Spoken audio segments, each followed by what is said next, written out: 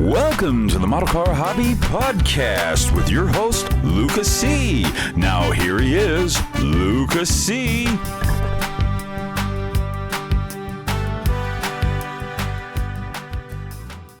Well, hello, my fellow caramellers. How are you doing today? We have a really cool show, really cool guest. You're going to like this guy's models. I know it. He's a YouTuber that I think needs to get a little more recognition because he's doing some really cool stuff.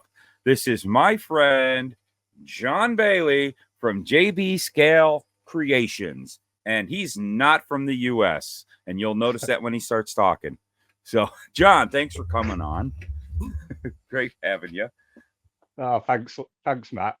Yeah, that's so cool. I remember you jumped in on the second USAC build, and you did that car that's in your logo, that police car from the satellite, the satellite from the 70 Roadrunner. And you not only did you do it fast because you came in really late, but you it wasn't that you just took the Roadrunner body and scribed 4 doors in it. You actually changed the deck lid, the roof, and made it all proportioned right the way a 4-door is. And that was impressive. And that thing looks cool. And I'm a fan of cop cars. And so, it got me watching you. So, some really cool stuff. Your last few videos were real interesting, like that Galaxy you did, that you're doing a tribute to a model that inspired you some 45, 50 years ago, really. 4 years ago. Yeah, it's crazy. Yeah. So that was like the first model I've seen in a magazine. Yeah. I remember. So, and it just stuck with me, Yeah, and I love stories like that. I love that too. I get very nostalgic, and when there's things in the magazines that inspire me heavily, I hold on to them. I've got some things like that too. And that was you told a great story, and that was just a really interesting build, and it turned out cool. And now I want to build that car. I love that 70s hot rod look, or street machine look. I like that the wheel wells and the rear quarters are cut out, and you got these big slicks sticking out of the back. But it's not like over ridiculous. It's real 70s street machine. So I thought you grabbed the look really cool with that car. But well, it turned out all right in end line, so I was quite chuffed. yeah. I mean, it had the look. It's red, so it catches the eye. We can see it sitting right there. Yeah. So, sad. Yep, right over there. But anyways, that's my introduction to you, to everybody. But I'll tell you what. Let's hand it over to you. Let's hear your story. Like, what got you into model building? How far back does this go? And how the whole hobby's been to you, to all the way up to what got you to get involved with YouTube. So why don't you tell that story? Well, it's probably a similar story to a lot of people, but I think my dad was my main influence. Even from like 3 or 4 years old, I remember watching my dad all the time, building his model kits and what have you. And he was into 60s customs and stuff. And I always remember model kits being in the house from the time I can remember life, so to speak. You know, I always remember model kits being in the house. Me, it was, like I say, he was very into 60s stuff. He did a lot of sort of 60s customs, but he always used to brush paint his models back in day, like, and you know, I think, and I always used to love watching him brush paint stuff, and to be fair, that was how it was for quite a few years. Like, I was allowed to buy the odd little snap kit here and there from sort of the news agents, but they were like 1/32 snap kits and what have you, and sort of humbrol ones of bands and stuff. But yeah, I wasn't really allowed to start buying sort of glue kits until I think I was about five. I think about 5 or 6. I think was, Oh, was wow. when my dad let me buy me first, or said it was, you know, you can buy one. But even then, I think I'd buy a kit, and then I'd watch my dad build it for me. So I'm pretty sure he's a pretty clever old man, was my dad. Like, you know, use my pocket money, get me to buy kits, and then he'd build them. So, Yeah, but definitely. because once I started gluing kits together, you know, I'd want to do a really good job, and I was getting glue on the windows, everything, you know. You know, they were a bit of a mess for a while, like in my early years, but you got to try it. You got to start somewhere, and then I think so. I started buying the odd little kit here and there, but you know, I think by the time I was 9, 10 years old, you know, I started getting a real big interest in, because my dad used to tell me stories about all these kits from the 60s, and back then with no internet, it was just like myth. It was, you know, you had no proof of these kits ever existing. You'd never see them in magazines or anything like that. I mean, we didn't have like Carcraft and stuff like that, and whatever was around in the 80s. I mean, well, that's SAE when that came in the 80s. You know, it was very hard to get anything like that. I mean, I think it was years before we started. I think it was a chap called Richard Coney who was also did the Small Talk article where we built the Galaxy for, you know, a chap called Terry Ross started that Yeah. article. Then chap called Richard Coney, he followed it on in later years. My friend Mike, he did it in the last years of it. But yeah, I mean, I think Richard started importing. But I was still too young for that kind of thing. But about 9 or 10 now, I was really interested, and then there was a magazine came out, which was in an article in that magazine called Classic American. It was Richard Coney did an article on his friend. In the pictures, it was the first time you saw somebody's collection. Like what you see behind me is like nothing compared to it. And it was just a big wall. I think he'd set it up in his back of his garage, and it was all 60s bits. And I was like, oh, I mean, that was April 90 that magazine came out. And I remember went to news agents and figured out how you can read magazines through plastic by splitting them a little bit, and you know, getting yourself in there, like having a bit of a preview, seeing if there's anything worth buying it for. And I was right back into 50s car. I think my favorite car when I was 10 years old was a 59 Cadillac. My taste has since changed, like, and in back of that magazine, it was I think it's still about. It was like a pink Pro Street Cadillac called Bad Cad or something, and I'm sure that car's still about. It's been in magazines recently somewhere, but yeah. So I got me interested in that, and I thought, oh, that's good enough for me to spend my pocket money on. Like, and then I saw this article, and that was just like instant for me. It was just like I was there with my dad's magnifying glass every night, Yeah. just seeing what I could find out about and just seeing like all the 60s stuff and the MPC 70s stuff. It was never seen as many MPC kits and in the box arts I've never seen before. So it was just like from then on, it was I just had a thirst to learn about this stuff. And then I remember my first job. My first job was I think you have to be 13 to work for news agents to do a paper round, but I lied about my age. I think I was about 10 or 11, because I just wanted to earn a little bit of pocket money. I mean, not too harsh. Like, I only wanted to, I didn't want to work too much, but Sunday would do me, and he'd get me a bit of pocket money every week, like, and speak good to your customers and get a bit of a tip, like that would always help. Oh yeah, yeah.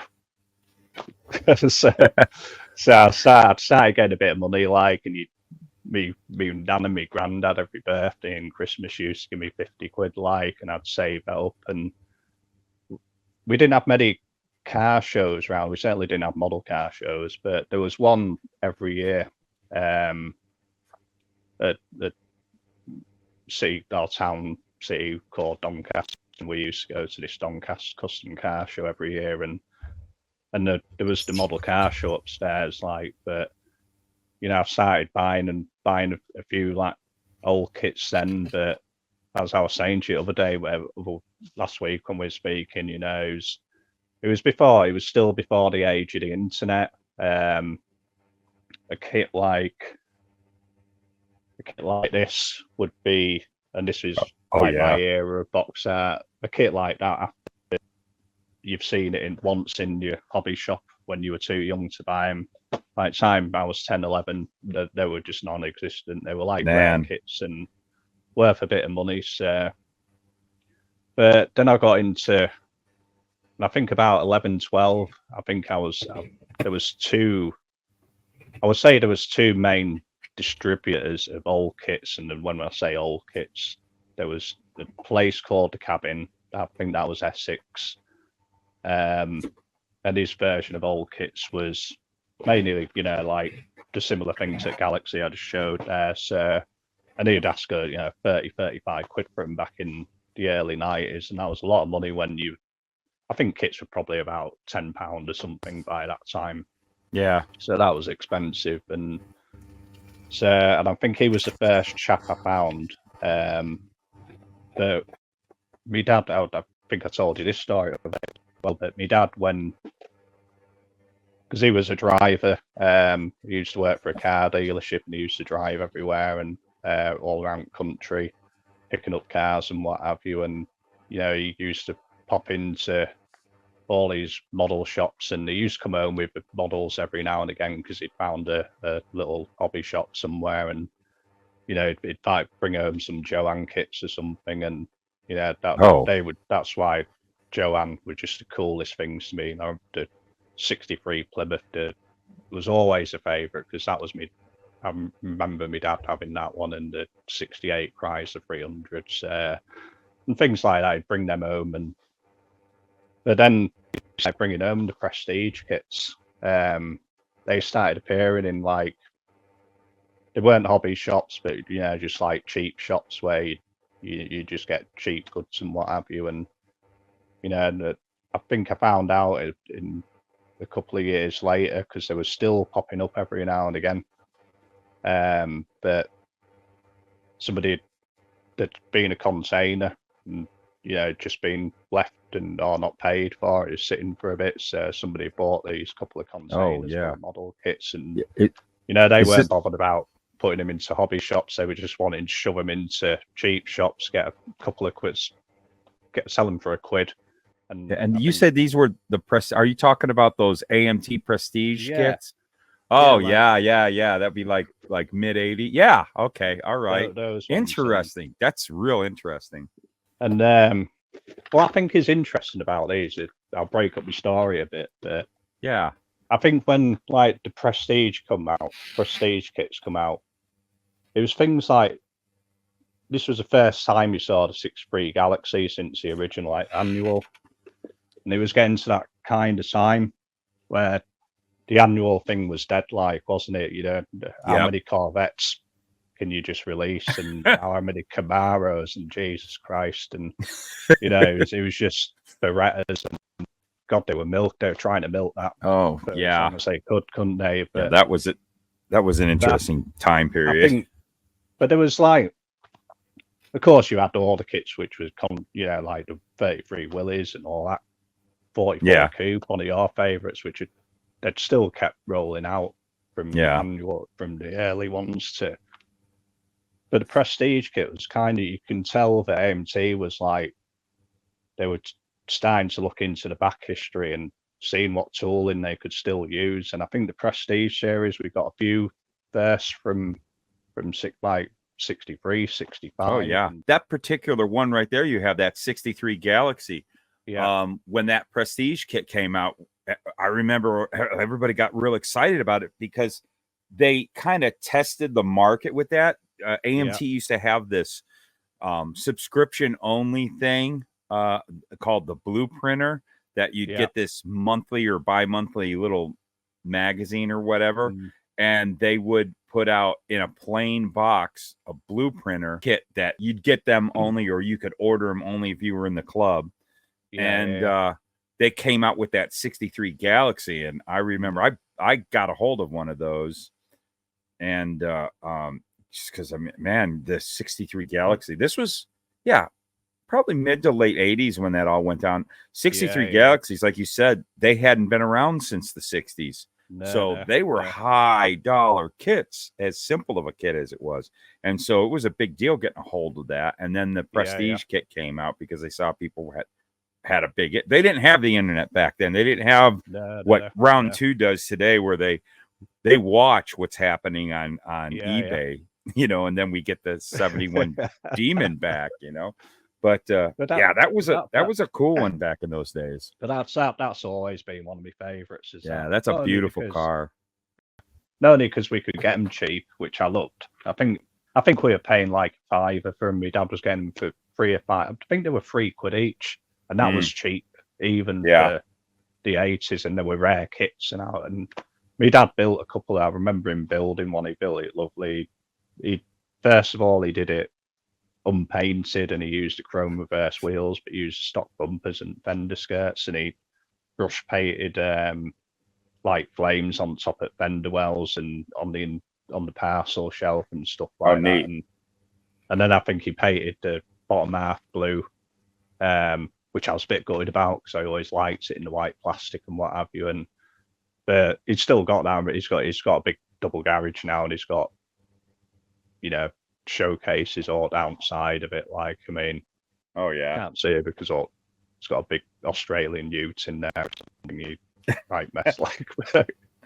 But yeah, I mean, going back to that, once I started getting hold of them, I started trading them out to about 11, 12 years old with this chap from this place called The Cabin and what have you. And but he'd always get the better of me, like, you know, he'd always ask for like 6 or 7 of them, and I'd trade it for like a 59 El Camino, the one which was pink on the box, which was you know, that was like rocking horse, you know, over here. It was, and I fell in love with that 59 El Camino as well at the time, and I think I had to trade like 4 of them, 4 Prestige kits for that one kit or something. I was like, oh, really?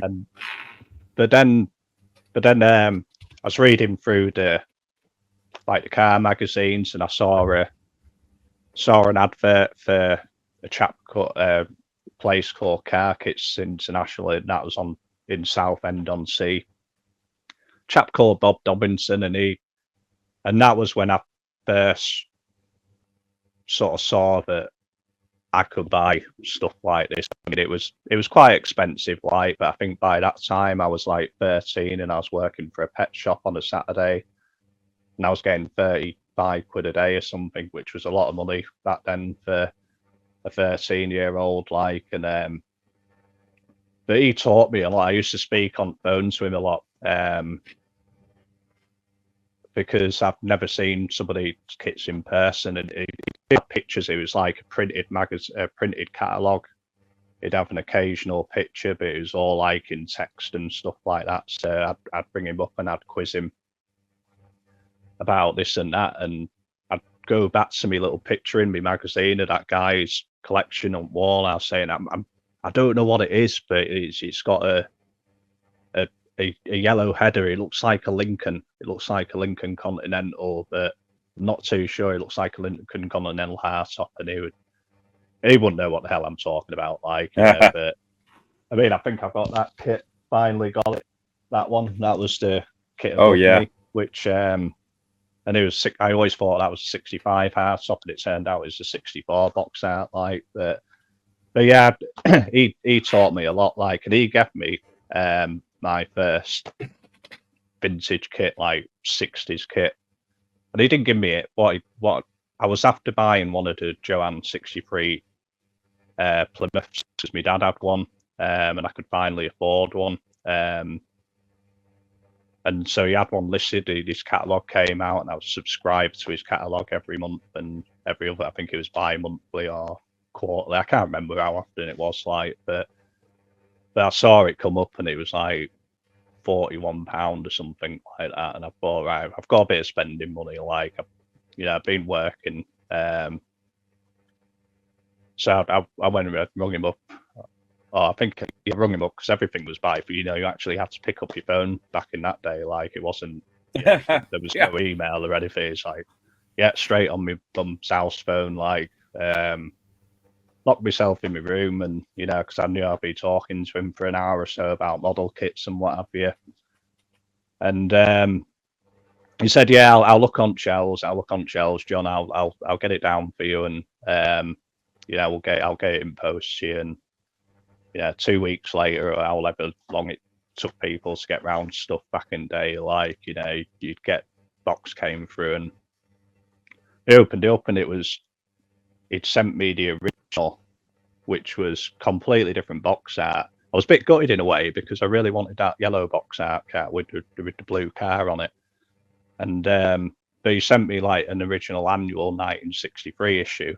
And when I rung him up, I rung him up to thank him, like, and he said, "Oh, I'd sold you one. I couldn't even remember, like, so I just sent you that one instead, like." But that was the first sort of old vintage kit I ever had. And then I think the second one I had off him, because I've always loved the 65 Chevelles, the yellow station wagon, which came out in the 80s. I'd loved that box art. That was, and the 65 and the El Camino as well. Like, always I loved have that it over kit. there. But then I found out, I started finding in my picture of this guy's collection, I could see the 64 issues of the wagon and the El Camino, and he had that was the second one I bought, was the 64 El Camino. And oh boy, that's super rare. I've still got that built kit somewhere. Like, I built it. I've waited a bit, like, until I knew I was ready, and I was paid 65 quid for it. And I was in my little box room, like, and got it out on the bed, and I was looking at all parts and getting a bit giddy with myself about it. Like, I got up to do something, come back, sat on the bed, broke roof, clean off. So yeah, sat on the roof, smashed.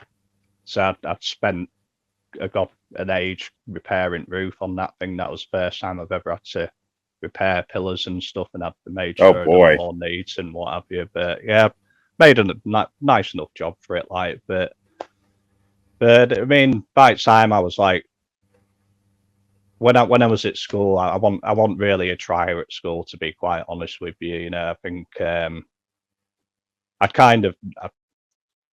knew that I wanted to be a paint sprayer from the age of 13 or something.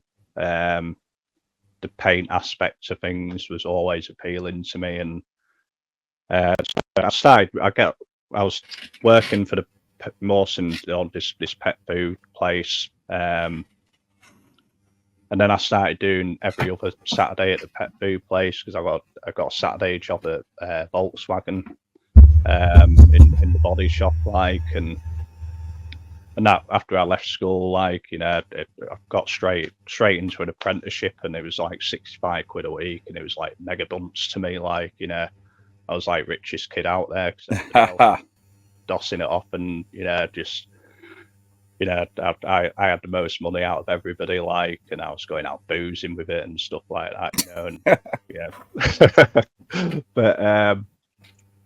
But yeah, I mean, I got into paint, and so that I think by the time, because this dealership, on it, it was like every car on the forecourt. It was before the days of really PDR and, you know, and Mm-hmm.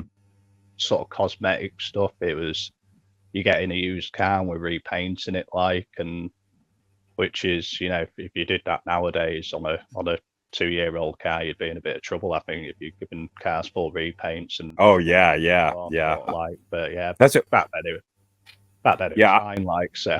So I did that job too. Oh yeah, yeah, yeah, yeah. About the mid '80s for me, and that was like when I started building model cars. I discovered Hot Rod magazine real heavy, and I discovered Hot Rod magazine. They had this thing on how to paint your car. I had a 69 Cutlass S convertible that I had cracked up and was rebuilding it myself. So I got a job at a body shop to learn how to do that stuff. And this guy had a contract with a at that time was one of the really well-known used car lots, paid we tote the note type place, they call them, where you go there, they finance you and all that. And so we would get their cars and we would repaint them like you said. It wouldn't be, we do whatever damage repair, but it was like, you could have a car that didn't really need the paint job, but there was a little bit of damage on it, so we had to fix it, and we just would repaint the whole cars and stuff. Yeah, that was quite the time. I loved it, and yeah, it was what a great experience. Yeah, I mean, I did that. I mean, I think by 17, I was like, or 16 or 17, I was doing full repaints, and oh wow, the Volkswagen, they were using Glasurit water base back in 95, like about 95, 96. So that was I think a long time before water-based paint really kicked in. Everybody was using solvent base back then. Like, oh yeah.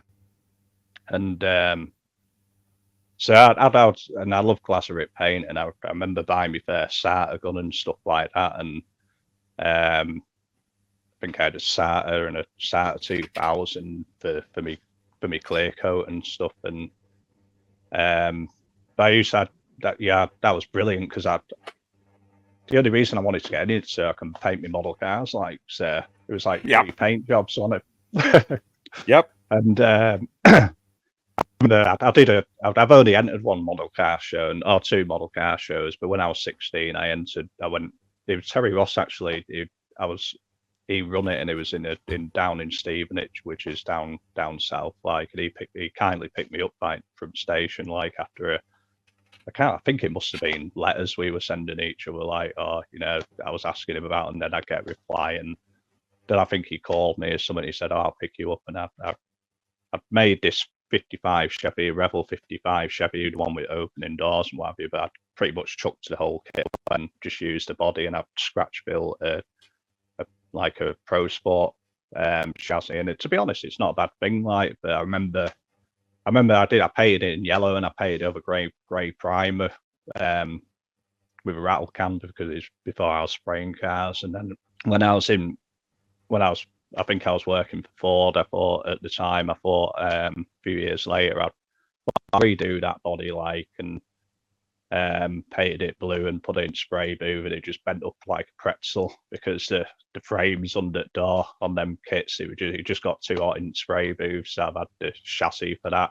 sat aside for years, like, but yeah, I mean, I think from then out, it's like, obviously, 18 and 17, 18, 19, and all your mates going out, so you kind of, I was always kind of in that kind of crowd, like, and But I've never stepped away from hobby, so to speak. You know, I've always had my toes in it, and then eBay came along, didn't it? I remember, I can't remember when the internet came about, when I found eBay. Like, I think I was, Had to be like the late 90s. yeah, yeah. And I remember eBay just opened up everything, didn't it? I mean, it was just like I used to just go on the eBay US just to save all the pictures of the box art. I'd have a file on me little computer, and I used to save all these pictures of great box arts on there. And then I thought I'll sell. So I just had a big box of, I think it was like my old kits. Yeah, just all broken stuff. And I was, my skills had got a little bit better, and there was nothing I could really do with them. So I thought, I had this really crappy camera. It was like the new age of the digital camera, but they're absolutely terrible. And I remember your pictures were all blurry, and you sort of wanted to center it, but it was like over there somewhere. Yeah. This lot on of all these broken kits, and I got like 40 quid for it, and it was like, I got 40 quid for all this junk. Whatever junk can I sell? And I started selling a few model kits on there, like, and that started my eBay interest in it, and it was like, and that's how. And I've started buying and selling bits and pieces. I've always done it on the sideline, like around my work. But then I started importing from America, and because your prices, and we were talking about it the other day. But back in the good old days where you were absolutely pummeled by taxes and import duties, Back in this, that, and the other, and back in the O's. Yeah, back in the old. I'm only 43, so I'm relatively young for this, but Yeah. but yeah, they were the good days, and they were.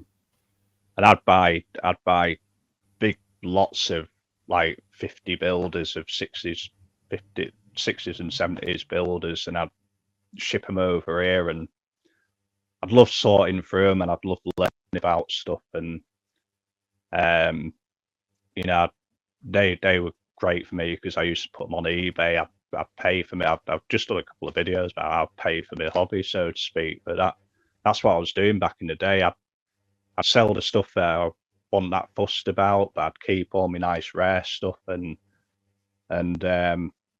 I've sold so much now. I think for me it was a really good way to learn about kits, and because I think I said to you the other day, it's I just sometimes see model kits because I've got a short span of interest sometimes with kits, and I really want some of it, but 2 months later I can't. Now I'll move on. Yeah, I'm never going to do that. I've lost my interest in it, but yeah, it just like I wish I could do that. Well, one thing I gotta say though, it's like you have a really museum quality little stash behind you, and those are all kits. I'm I can't help but as I'm listening to you and watching, I'm staring at every kit you have behind you. What you have there is hard to come by stuff here, and I don't know a lot of people. There's some of those kits I've actually never gotten to see like firsthand, or maybe I might have seen them at a swap meet at one time, and they go for a lot of money. For you to have that stuff, now what we didn't even mention it, but as you could tell from his accent, you're from northern England. You're up in northern part of England. So Yorkshire. So yeah, it's a little bit more difficult to get a hold of that stuff, even in modern times. With you buying off of eBay, thank good. That's probably how you got most of that, is doing the eBay thing, pretty much. Yeah. But I even remember back in the 2000s, guys that were selling that stuff, it was premium dollar. Oh yeah. So I mean, you gathering the collection that you got, and the models that you build. And another point I want to get to, what I find fascinating with like you and then Kim Sundegard over there in Denmark, you guys have such a love for the American muscle car era, Oh, yeah. mostly cars, but American Yeah. cars, and you don't have those around you. No, It's like, no. you know, it's interesting that that's what you get into, and you don't have the opportunity to see those cars in real No, life. no, no, Like, no.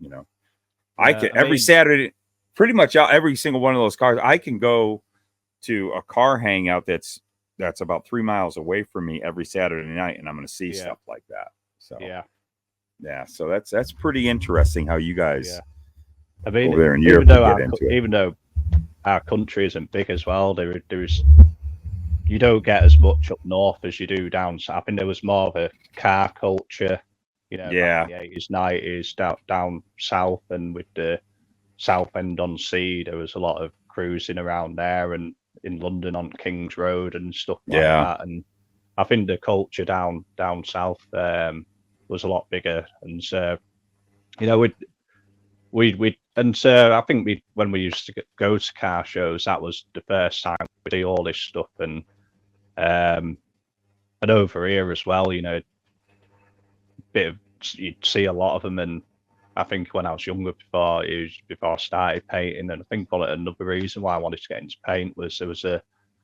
lot of lipstick on pigs kind of thing. yeah, Rust bubbling. I remember a 60 Impala. I used to love it because it's really nice color and what have you, but you could see all bubbles coming around everywhere, but yeah, we don't really see much here. But I mean, that's me dad as well. He just pummeled it into us from a young age, like yeah.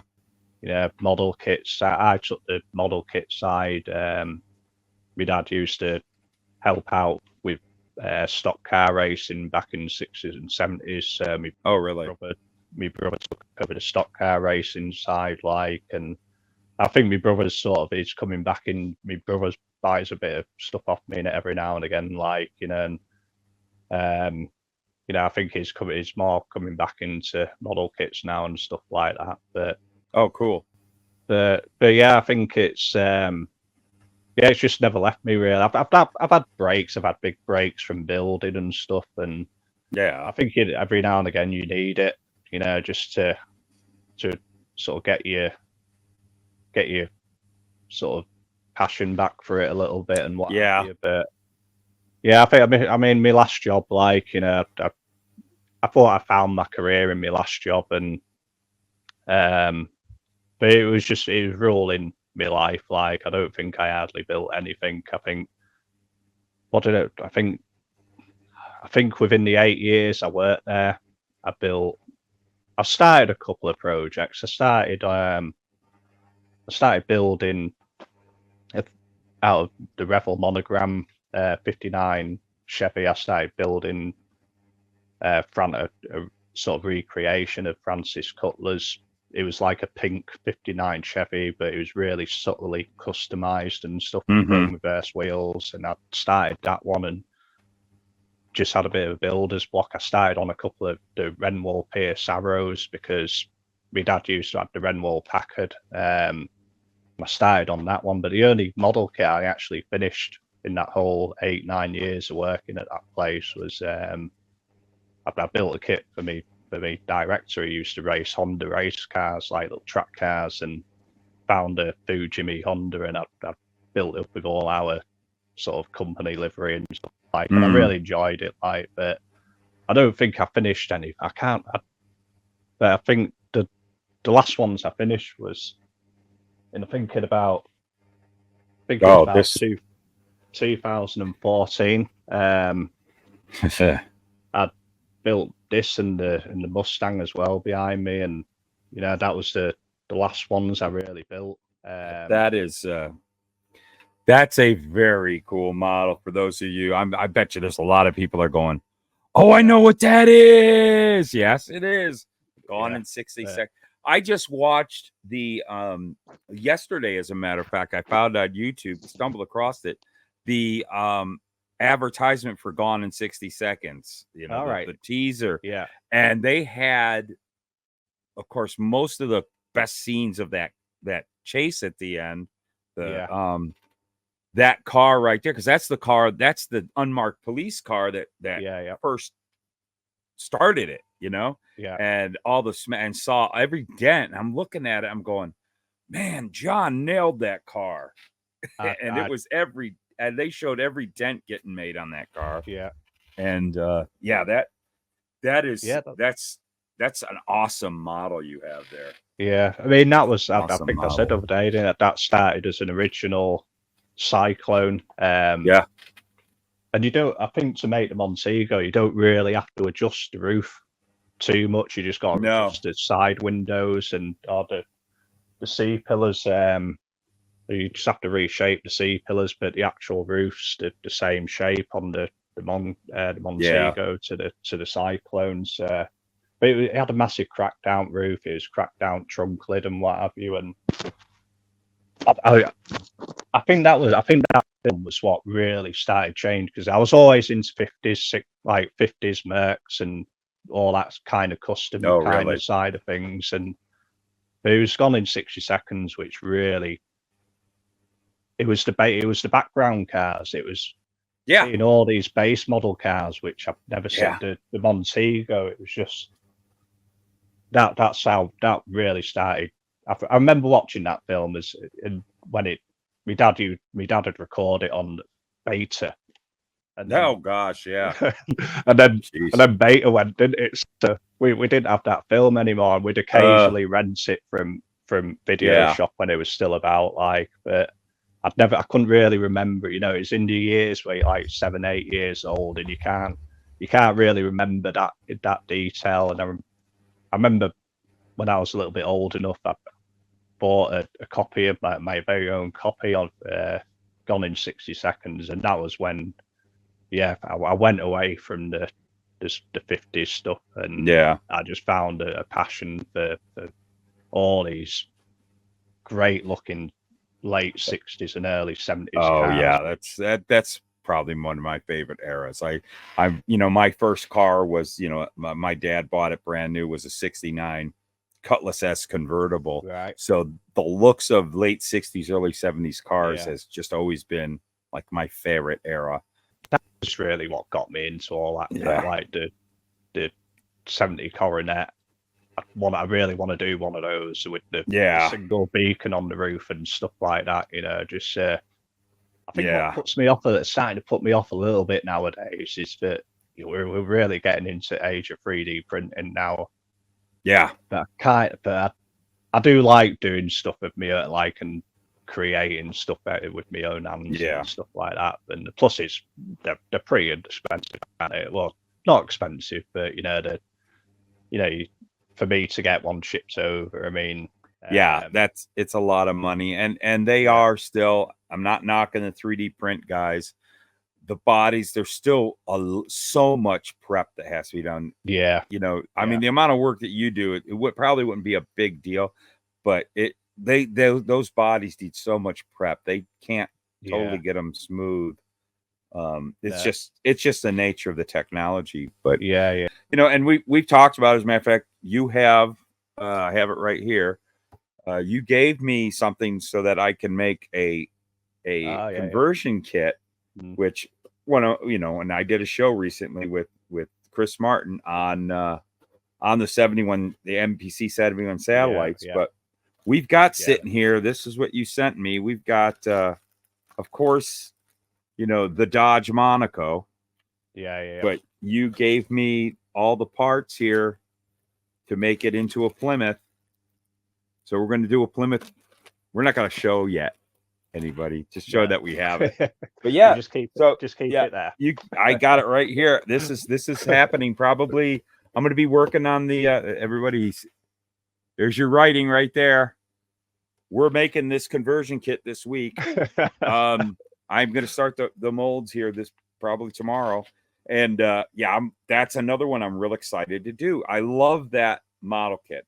I bought a bunch of them over the years. I'm so glad when they were hard to get a hold of, and then they came out way back when they did the Batman thing in the early 90s. And it was man, I love that kit. I did bunches of them in our household because Toys R Us were selling them off, and I think that was the first kit. I didn't care how it turned out because if I've got it wrong, I could just do another one. Like, Yeah.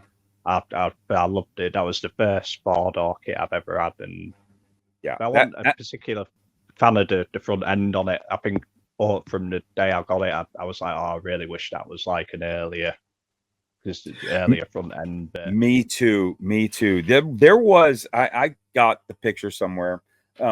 Maybe I'll put him, right here. You'll see it when you get to watch this.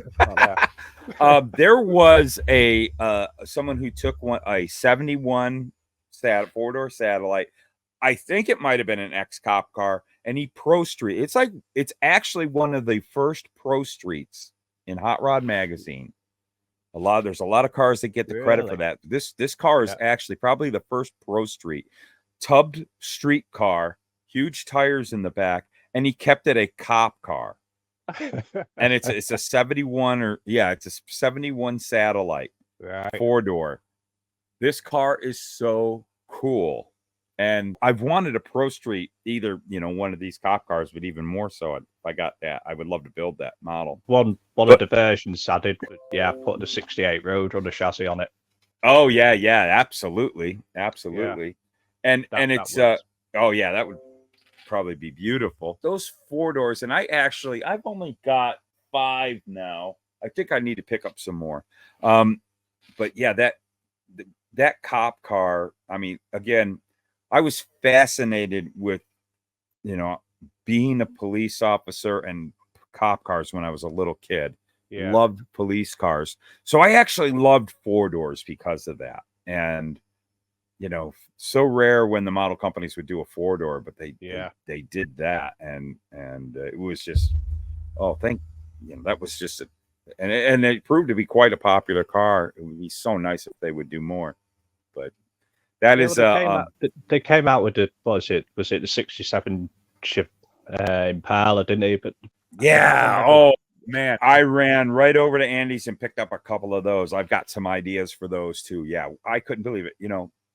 Luckily, just can't think of what color to do one in. I've always fancying like a blue and white or something. See, I bought a color for the one I'm doing. It's kind of been settled.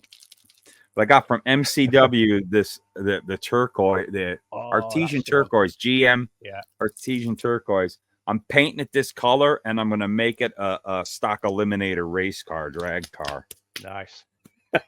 So with stock eliminator, they're not tub, they're pretty stock, and I love it when guys take station wagons and old four doors and stuff like that, and they have the original paint, maybe a few stickers on it, but it looks like grandma's car, and they're drag racing it, and they usually have a pig block in them or something. So that's one that's in the works. But my favorite four-door cars, I love those Plymouth and Dodges from the 70s because they had this beautiful shape to them that had that they all through the 70s, they kept that kind of early 70s muscle car shape to them. That fuselage body, and it's just beautiful lines. Such a good looking car. Even in the station wagons, there was a time I almost bought one of those station wagons, which would be a very, very cool conversion to figure out, is turn one of those into a station wagon. Yeah, I was thinking that. Because I've owned quite a few wagons, real cars myself. I love station wagons. It's just a weird tail light setup, isn't it? Just have to work around that, but that's always the tricky part, That's always the tricky part. You can see I get charged up about that stuff. I love those models, and that's why what caught my attention with you was that police car right behind when you were doing that for the USAC build. Man, I was watching you build that, and very early on when it was roughed in, I was like, oh, he's doing it right. He knows the lines. And this guy's from Great Britain. God, the amount of times I looked at that pic, because I'd always wanted to do that particular car. I don't think you could have. I don't think that would have looked as good in a different color. I think it just screams 70s that color, didn't it? And that was the one which always came up on Google. So for years, I really wanted to do that, but yeah, then you think, oh, you don't have to do too much. I wasn't even, because I'd only joined YouTube in December. I think my first video was just Christmas Eve in Oh, the really? Yeah. December 20 through 22, Yeah. and I just got that video out, and it was over before it started, kind of thing, didn't it? And then I think we all know what happened, and Mark took a tumble, and I was like, yes. And, but I nearly didn't. I did, because I didn't have one. I think the only one I had was that builder, and it was kind of built as a like thing, and I was going to sell it on eBay, like, and I could never sell it. I put it on for a tenner, nobody would buy it, like, and so luckily I had one, and I thought, is it doable? But then the amount of times every night I'm just looking at the contours of the roof, thinking, how does that need to go? Because the roof needs to shift back, but it's still got to flow into the quarter panels, and I think it was I really wanted to get that right, so the roof still flowed into the two top lines on quarter panels and what have you. But I mean, I think we got it there. Like, I mean, I think you got it. Yeah. It because I did pull up pictures of real ones when I was looking at yours, and I have a lot of still shots of that car too. Yeah. I loved it. I really loved it. Honestly, you started late and you didn't get to the finish line so much, even though we did extend it a little, but you still didn't have time. But you still built that very fast for the amount of work you took on quite a challenge. But you didn't finish it too long after the end of the build. I think it was about 3 or 4 days, wasn't it? I think I was about 3 or 4 days late. So and then I changed it a little bit. So I think when I first built it, I set the front end too low, and it was just bugging me. So I had to get straight back on it and fix it before before the OCD kicks in too much. Like, so I made a few changes, like, but yeah, it turned out, and it's my favorite, probably one of my favorite kits. Like, out of all the ones I've built, I've not got many that I'd say are my favorites. I mean, the Galaxy, that's a fresh one, so I'm really liking that one at the minute. But yeah, that really meant something to that, like, and I was that had a great story to it. I tell you, everybody, you got to go and check that video. It's a 2-part video, right? You did 2 videos on that, didn't you? And I started it last year, and then I stopped. It was the only project I've started on the channel where I'd stopped. Like, so I gave a couple of recaps in the last. I think it was only like 2 videos. I didn't want to drag it on too much, but yeah, I think they're sort of not that far away, are they? I've only just finished, like, so. It looks so cool, and you nailed the look of the car. The car that it's a replica of a model car. The whole story behind it, I really like stuff like that. Yeah, it's similar to, I remember there was this article way back in the 80s, and this is how I learned about this Jim Keeler, who he's got an invite. I've talked to him on the phone, hope to have him. He was a big influential person in our hobby in the early days, and he built in the 60s what was called the Dodge Fevers, which was a magazine. You know about the Dodge Fevers. Yeah. And so I'm sorry if I don't remember the guy's name. I've done videos on this. There was a guy in the mid 80s that did recreations of those. And at somebody who's involved, who's friends with Jim, brought one of the recreations to the model show that's here in Phoenix, and I got some pictures. I got to look at it up close, the recreation. But I remember the story at Scale Auto was so interesting, and it made me look more up on this Jim Keeler guy and what he was for the hobby, and over the years, always known about him and what he's done. And I like things like that because this dude felt the same way you felt about that car. I have a couple of stories like that. Like, I have a model I'm going to be doing pretty soon, a model that was one of my first model I ever took to a model show that it wasn't a copy of a model, but it was influenced heavily by a model I saw in the magazines back then. Yeah. Those kind of things are neat, you know, and there's a couple models that I would like to do some recreations of. So I think that's a really neat thing, and there's a lot of people that do that. It's funny because that was from last year's Street Machine group build. And Yeah. I'm gonna do the one I'm doing for. I'm gonna do one of the. I think it's under Rebel boxing, but the monogram Chevy pickup, step side pickup. Oh yeah. Another one of a guy chap called David Hardcastle. He built some beautiful models, and I had a lot of his models. I bought them off him, and there was this green pickup, and I absolutely loved it. Front end was lowered, it was on the monogram slot mags, and it just looked perfect to me. And that was another one I remember from back in day.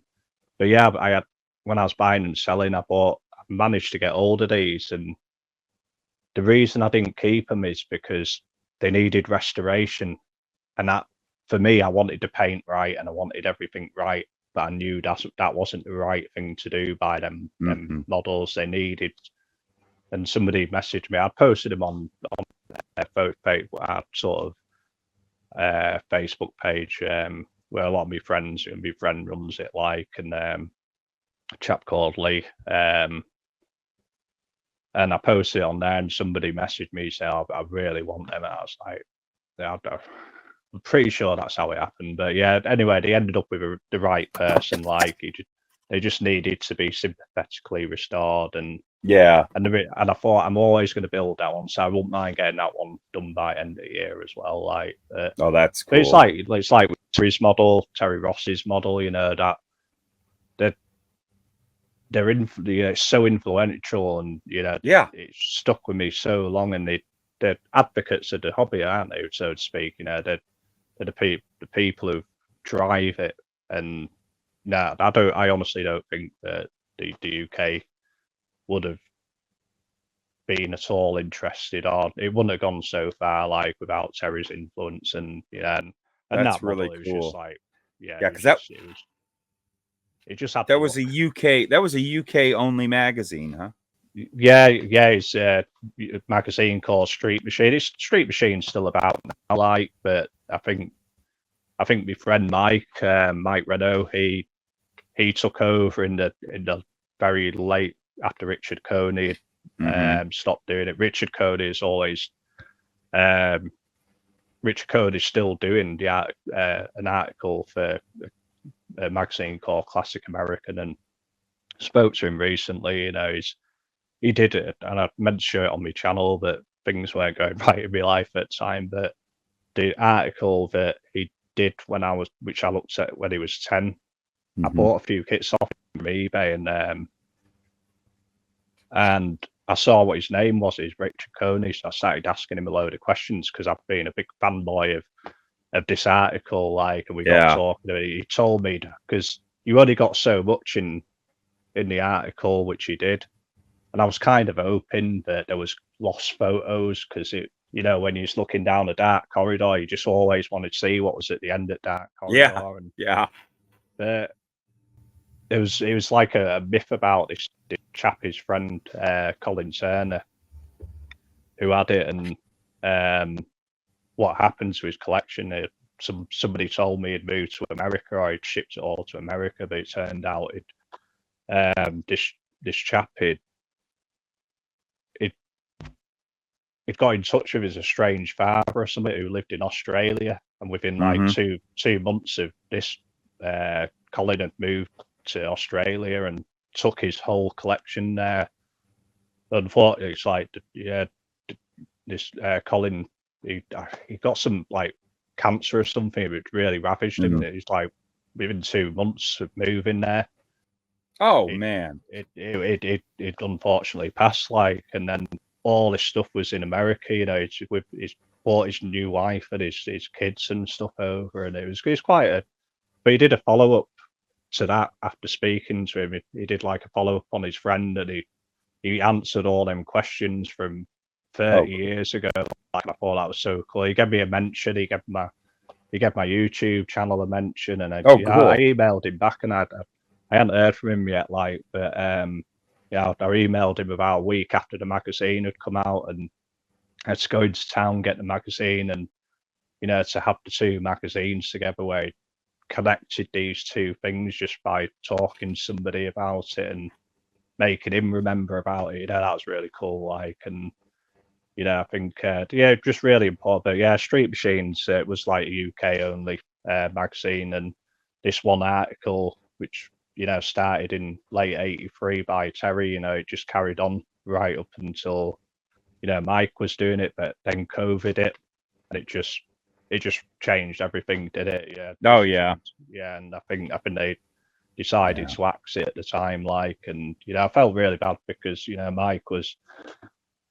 Mike's a proper historian, my friend Mike, and just another person from the UK community who's just so into this stuff, and he wants to do everything to promote it, and that's awesome. Yeah, but it's and then talking about COVID, I think that was when I got the urge for YouTube. It was not that I was at home, I was in transport or car leasing, so I got the letter to say you're allowed to go out because we were a required service, so to speak, or whatever they called it back then. Like, and essential workers.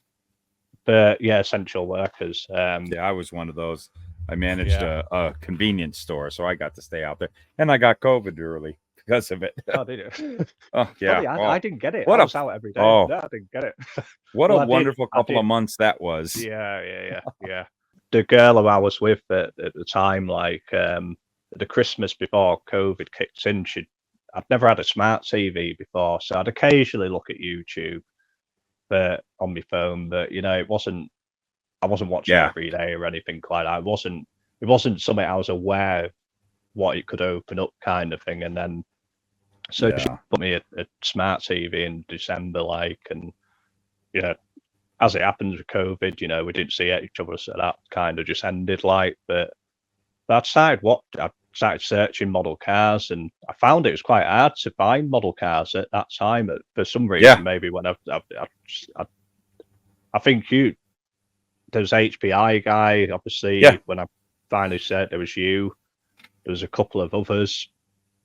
But it was like, I'd be out all day and we're trying to save this business, like, and it was tough times. Like, there was only a handful of us in the office, like, and a few things happened in business. Me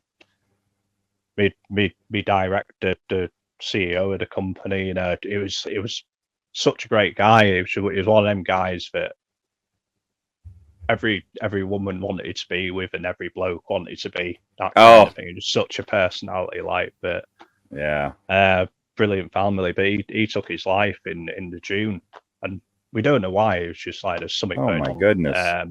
So that was like, we're doing everything to save this family business, and that was like kind of, it was like for me, we'd lost the initiative, kind of thing, if you know what I mean.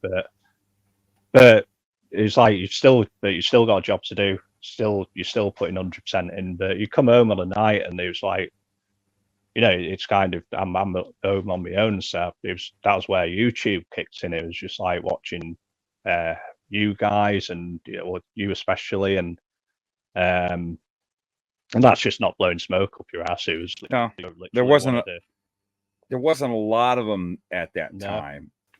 Well, I used to. It was like, I think when I started the channel, it was about restorations, and just because I love restorations, but I'd learned so much off the diecast, but like the old school diecast boys. I don't know if Martin Dairy has Stinky diecast restorations, and I learned, and that was seeing you guys paired with seeing somebody like Martin. It was like watching my dad all over again. When sitting at the table and you listen to Martin, and he's talking you through how he's doing stuff, and he's just like, you just sound like the old man. From down south and what have you. But you learn a lot from them boys. Like, I mean, absolutely. I learned a lot of tricks from them guys. struggling to get tires on, so you're warming them up in hot water and using baking soda with super glue and all this kind of carry on, you know. I mean, I never use super glue on a model before YouTube, and now everything's slapped together with stuff like, you know, just get it all glued together. A few people like Mike, who I've mentioned, of course. Yeah. And it's so lit. It's just like a small little group of us, like, and you know, and I can't, and like I say, I can't say that there's not a big community out there, but they don't speak to each other. It's just, I know there's a big community out there because I sell stuff to them every week, like, you know. Yeah. And I'm getting new customers. I get a lot of repeat custom, but I get new customers all the time, like, and you're thinking, and they're buying like kits to restore as well. It's like I'm selling a lot of builders at the moment, and so, and I don't know if that's economy just kicking a little bit, you know. You 40 quid for a kit over here, or you pay 15 quid for a builder which you can play around with, like, and but it's a good way to sort of learn skills as well. Is, you know, you start restoring kits and you're going to learn a few skills, but that was something that really turned me on to what you were doing when you started your channel.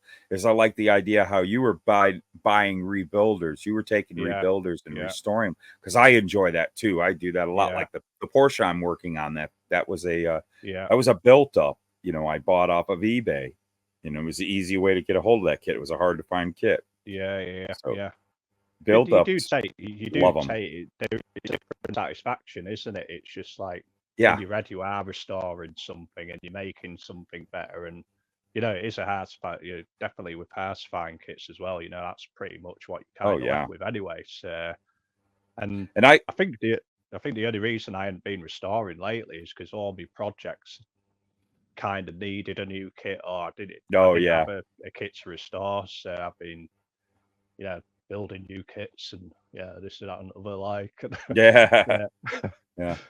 But, I lots of times, you know, I've again been doing this for 40 years now. I've done a few videos on, I have junkyards of some of my old builds from the 80s and 90s, and there's quite a few of them I've pulled out of there and just restored. Didn't worry about, you know, making them, you know, I didn't want to repaint them. I didn't want to strip them. I even will find, and I do a show. I got to do another one soon.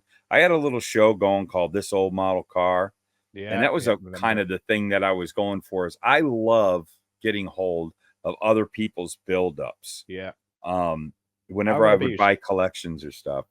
I remember you started doing them shows, I think around the same year as I was coming into right at the end. I think that was like 2022 or whatever it was. Something like that, but I remember because I was thinking about it for about a year, and I think and I spoke to Gary about it, because I didn't even know Gary had been doing a YouTube channel for as long as he had, like, once I got me telly and what have you, and, you know, I was like, that's my mate Gary, like, and so I've got a lot of that, like, asked Gary a lot of questions about it, and God, just procrastinated over it for about a year and a half, 2 years, and timing's never right. Make an excuse after excuse, and it took me about 2 or 3 years to finally start doing my. I got kicked in the butt by Andy. Was always going, "Oh, dude, you got to do a channel. You got to do a channel." So I know what you mean. And Gary was like that a little bit, and then I think what was it? I'm not very good with technology. You'll watch my videos, and like, I don't like editing. I was just like, right, I'm start there and put some photos either end. We kind of got a video. It's kind of okay, but I'm not like you, where you can do that or this. Well, I'm gonna say this. You can kind of get away with it because you stay on track. You're a good. You communicate well. I have horrific communication skills, and I need post-production to make me look smart, because I am not that smart. I am not a good communicator, so I need that editing. But I think the worst part about it, or the hardest part for me with a video, is the first 30 seconds. God, the amount of outtakes I was doing back in the, it's just like 50, 60 outtakes. the amount of swearing on it, and you know, if I should have just kept all them out. Yeah, I think when we started USAC last year's USACC with the pickup, like I was like, I wanted Yeah. to frame of mind, and I was trying to do. I was like 40 intros in, and I was like, all right, so we just got. Here's the intro to this video, you know, this kit I don't really want to build, and this, that, and the other, and then it's. Oh, here's one for you. Have you ever done this? Have you done a complete video? I'm talking begin and end, do a complete video, and then look at your camera and notice you never turned it on. Yeah. Those are neat, aren't they? Yeah. And then when you go back, I got to do this video all over. Yeah. You're not in the best mood. No. Yeah. I've done that, mate. That's fun. Well, you know, we talked about that right here. I've done it doing this. You know, I was well, I'm going to hit recording right now while I'm thinking about it. We're not starting yet, but you know, because I know, man, there has been time I've started shows and go, oh, how nice. Yeah, we're not recording. Let's start over again. Yeah. But, yeah. So I mean, I've got over a little bit. I can't watch my old videos. There's something. It's just like, yeah, I don't know why I can't watch them. But I watch them once, twice, just to make sure they're okay, and then if I cringe at myself because it's like listening when you were a kid and you finally heard your own voice on a tape when you were recording yourself, and you think, oh, you sound like a right. Just like, you know, I don't sound like that. but it's just, I think everybody's like that first, aren't they? And then, but I think it was actually getting into what made me do the jumpies, man, because I was terrible with technology. But it was Martin's channel where he's doing his he just started using InShot, and he obviously don't pay for a subscription, so he's got the watermark there and everything. And it was like, I'll try that. And it was like, yeah, this is something an idiot like you can use. And I just played around with it, and I thought, oh, can I? And then, because I'd left me job in the September, it was like, I've got to get out of it. I've managed about 2 years after COVID, but the business had changed so much, and I needed to get out, so that's why I decided to go into selling model kits and what have you. And you know, I worked for another business a day and a half, post office day and a half a week, like. But it was one of my goals. It was just like, right, if I don't do it now, if I keep on procrastinating, I'm just never going to do it. And so I picked a kit. For some reason, I had the first video I did was on that. It was on one of the. It was a 64 Ford Fairlane, one of the annuals, and it was a right glue bomb and everything. And for some reason, that was always going to be the intro. And the first video, the first restoration. And I think it took me about 3 weeks to build it, and I'd really pushed myself to do it. And then I changed internet suppliers, and it was terrible. It took 24 hours or 26 hours to upload this video, because of course none of my videos are short. I just bang on forever. And I finally got that on there, and I was Christmas Eve, because I said my goal was to get it done by the end of the year, and I finally got the video up there, like, and so that's where it all started. And then I think the USACC was pretty much me second build for the channel. I think I was working on a original 68 GTO at time or something. Oh yeah.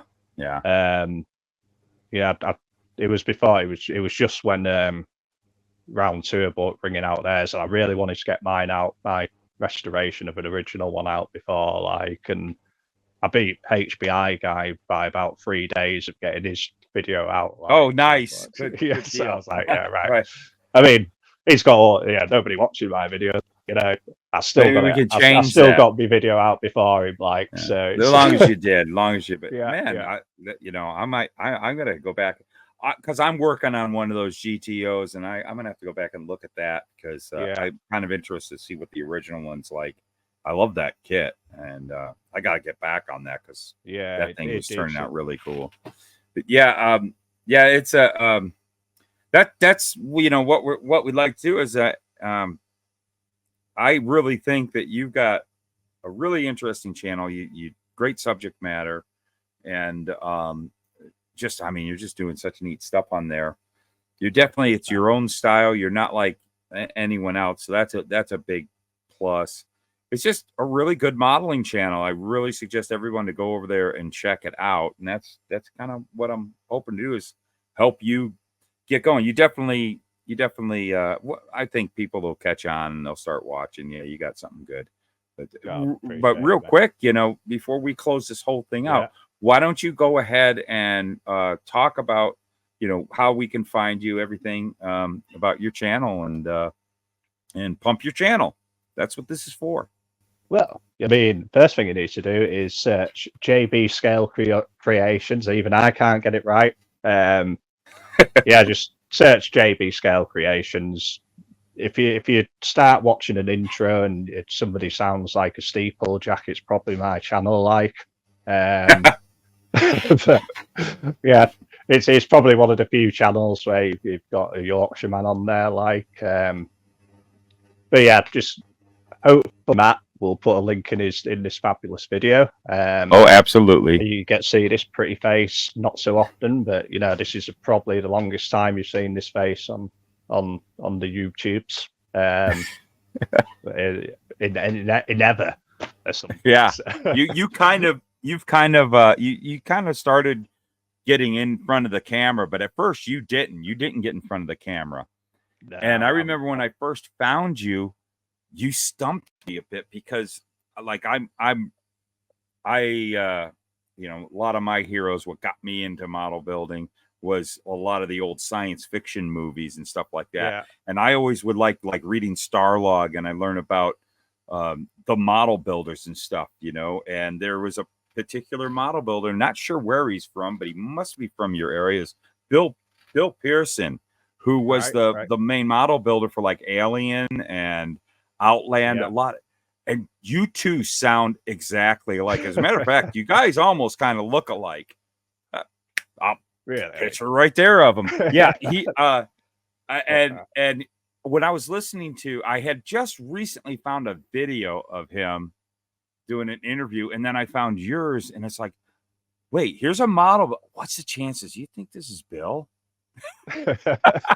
Over at Shepperton, do you fancy getting involved in it? So the weekend off from Alien, and then move straight on to Flash Gordon.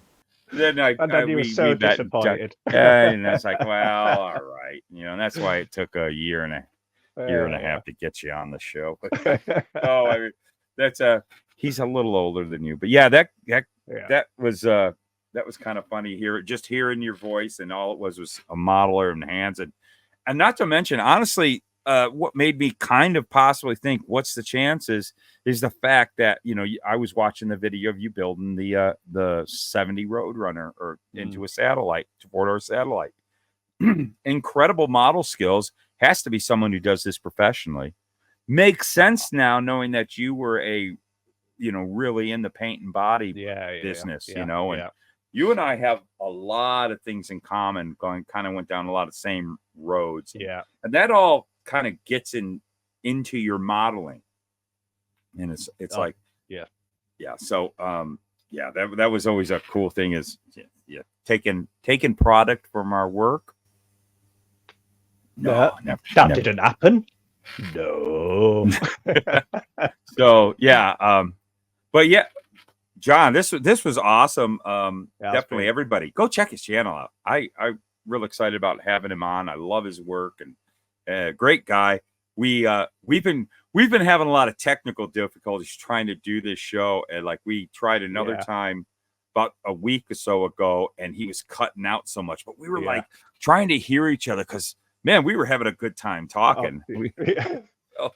So that was a lot of fun. It was difficult there. That was difficult. But this is great. You finally found a place in the house that gets great. Your Wi-Fi is working nice. Good thing we got it done. That's awesome. We're gonna have to do some other things too. This is not the last time you're gonna be on my channel. Definitely, definitely. I got a ton of things, and already, you know, he was so nice. Towards the end of last year, that, like what I showed you, that one master he made, he sent me a bunch of stuff that that is going to be really helpful for some future Luka C products stuff. And I might be I might try to talk you into doing some other things for me. I think we can. I think we can do that. I've already started thinking of my own things. It's like, right, little conversions. I think we got the same ideas, but yeah. Man, yeah, I got it. John, thank you so much for coming on the show. This was a lot of fun. And of course, you said you do watch my channel. So you do know that I put my guests kind of in a position at the end of the show that they got to do something. Do you know what that is? Yeah. So keep on. Wait, let's get you. There you go. Give it a shot. Keep on gluing those fingers together. Keep on cutting that styrene. And why do we do this? Because it's fun. Oh man! even got the producers in. Awesome, awesome. I think you're one of the guys that did it almost perfect. And I didn't rehearse that or anything. No, good. Yeah, I could tell. I could tell you didn't rehearse it. Awesome. All right. Well, thanks a lot, everybody. Down in the description below, we got links to his Facebook, or not his Facebook, the channel, the YouTube channel. Go check it out. Great subject matter.